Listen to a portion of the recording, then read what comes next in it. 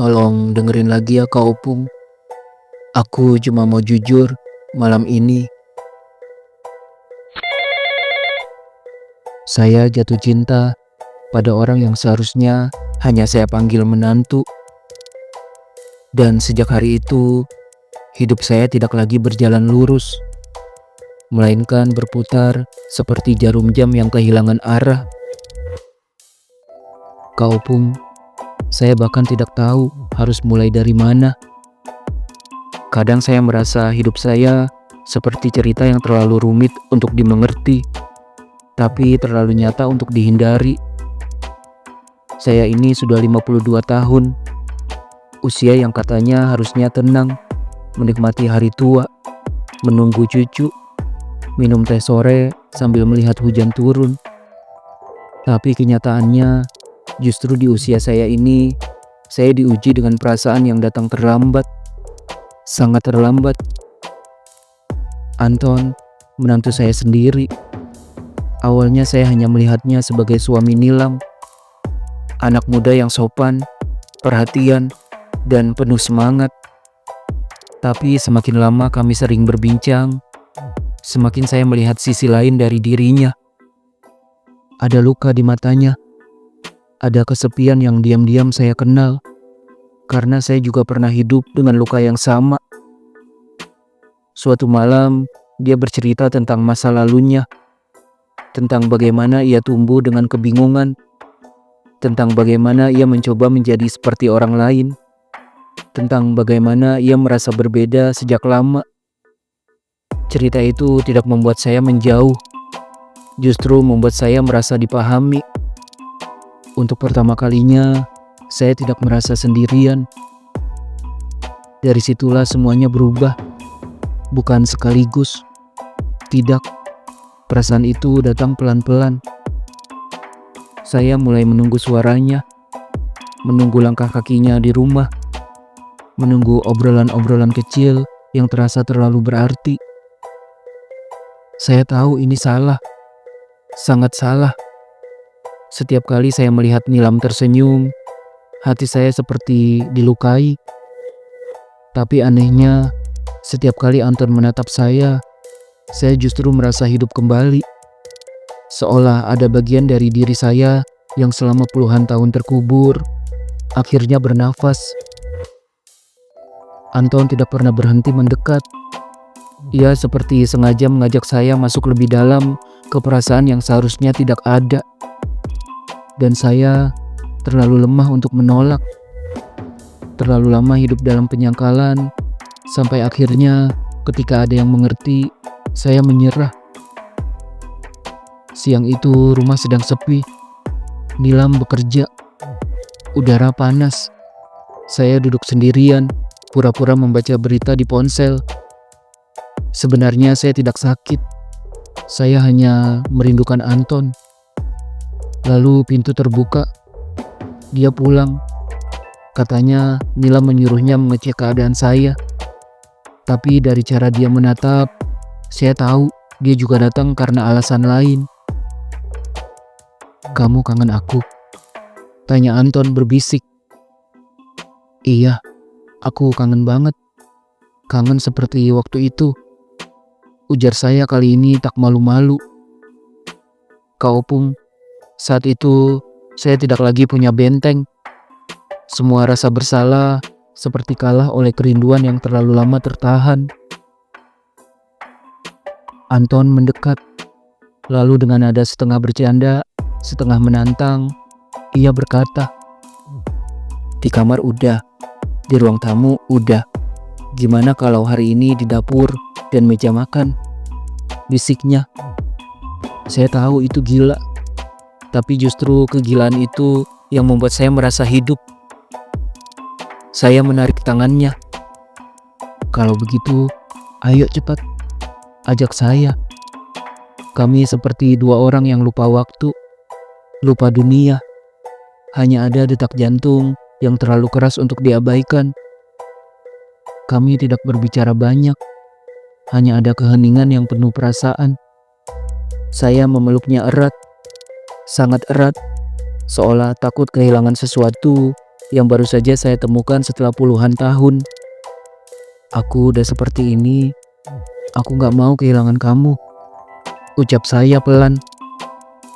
Aku gak bakal kemana-mana sayang, aku sayang banget sama kamu, bisik Anton. Kau pun, yang terjadi setelah itu bukan soal fisik. Itu soal dua manusia yang sama-sama tersesat, saling berpegangan di tempat yang salah. Dan justru karena itu terasa begitu kuat, begitu berbahaya. Setelah semuanya kembali tenang, saya mencium keningnya. Seolah itu cara paling sederhana untuk mengatakan bahwa saya benar-benar terjatuh. Gimana rasanya? Beda kan di sini? Bisik Anton. Benar-benar beda. Kamu ada aja idenya. Enak banget ternyata di sini, balas saya. Tapi kenyataan langsung menyusul. Kita nggak bisa sering-sering seperti ini. Takut Nilam curiga, ujar Anton. Saya hanya mengangguk. Padahal di dalam hati saya sudah terlalu jauh.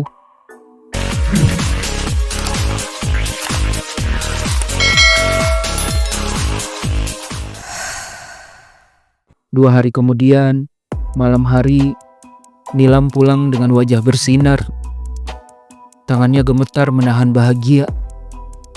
Ia hamil, 6 minggu usia kandungannya.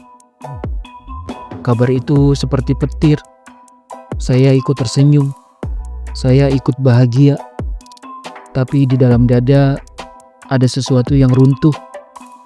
Saya sadar saya hampir menghancurkan masa depan anak saya sendiri. Sejak malam itu, saya mulai menjauh dari Anton, menghindari tatapannya, menghindari percakapan berdua. Saya bilang padanya, sekarang dia akan menjadi ayah. Dia harus fokus pada Nilam, pada keluarga mereka. Seminggu saya berpikir, tidak tidur, tidak tenang. Sampai akhirnya saya mengambil keputusan paling berat dalam hidup saya. Saya harus pergi, pulang ke kampung, menjauh sebelum semuanya terlambat. Saat saya menyampaikan itu, Nilam langsung menangis. Aku gak setuju, Pak. Nanti Bapak di kampung sama siapa? Siapa yang urus? Kalau Bapak kenapa-napa gimana? Nilam mohon, Pak. Bapak jangan pergi, ucapnya sambil menangis. Anton juga menatap saya. Matanya merah. Saya juga gak setuju, Pak. Saya pengen Bapak menimang cucu Bapak di sini. Bapak sayang kan sama cucu Bapak? Ujar Anton. Saya hampir goyah. Karena sebenarnya saya juga tidak ingin pergi. Nilam mohon, Pak. Nilam cuma punya Bapak di dunia ini. Kalau Bapak pergi, Nilam gak tahu lagi hidup Nilam gimana. Lalu tiba-tiba Anton berkata, sayang, aku mau jujur. Aku gak mau lagi terus-terusan bohongin kamu. Saya langsung menoleh. Jantung saya seperti berhenti. Ada apa, Mas? Ngomong aja, ujar Nilam. Aku dan Bapak sebenarnya kami menjalin cinta terlarang. Kami selingkuh di belakang kamu, sayang, ucap Anton. Maafkan Bapak, Nak. Bapak hilaf. Makanya Bapak pikir lebih baik Bapak yang mengalah dan pergi dari sini, ujar saya dengan wajah penuh penyesalan. Yang terjadi setelah itu tidak pernah terbayangkan seumur hidup saya. Aku udah tahu, Mas. Pak, ucap Nilam. Saya dan Anton kaget bersamaan. Hah? Kamu tahu dari mana, sayang? Tanya Anton. Aku sebenarnya udah curiga waktu tetangga bilang kamu sering pulang ke rumah siang hari. Intinya aku tahu apa yang kalian udah lakukan. Pak, aku tahu Bapak menyimpan rahasia itu udah puluhan tahun. Aku bisa rasain betapa susahnya Bapak menahan rasa itu. Karena itu, aku putusin. Aku rela, Pak. berbagi suamiku dengan Bapak. Aku sayang sama Bapak, ucap Nilam menangis. Dunia seperti berhenti. Saya langsung menggeleng. Nak, kamu jangan ngomong seperti itu. Hubungan Bapak dan Anton udah berakhir. Anton milik kamu, Nak. Cuma milik kamu. Tegas saya. Aku tahu Bapak mencintai Anton. Aku ikhlas, Pak. Biarlah ini jadi baktiku buat Bapak. Tapi aku minta tolong. Hal ini hanya kita bertiga saja yang tahu. Mas, kamu mau kan? Tanya Nilam pada Anton. Anton mengangguk penuh haru. Baiklah kalau itu mau kamu sayang. Aku sangat mencintai kamu sayang. Dan aku juga mencintai Bapak. Ucapnya. Sejak hari itu Kak Opung, hidup kami berjalan dengan rahasia yang terlalu berat untuk dijelaskan. Tidak ada yang benar. Tidak ada yang sepenuhnya salah. Hanya ada 3 orang yang sama-sama berusaha bertahan dalam pilihan yang mereka buat sendiri.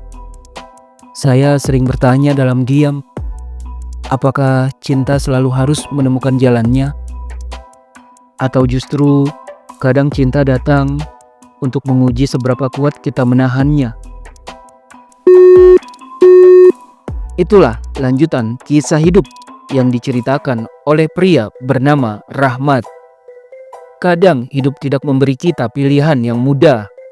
Kadang yang datang bukan hitam atau putih, tapi wilayah abu-abu yang membuat hati terus berdebat dengan nurani. Menurut kalian, apakah keputusan Nilam sudah benar? Dan apakah rahasia seperti ini bisa benar-benar disimpan selamanya? Tulis pendapat kalian di kolom komentar. Jangan lupa tekan like, share, dan subscribe. Karena mungkin di cerita lainnya kita akan menemukan jawaban yang tidak pernah kita duga.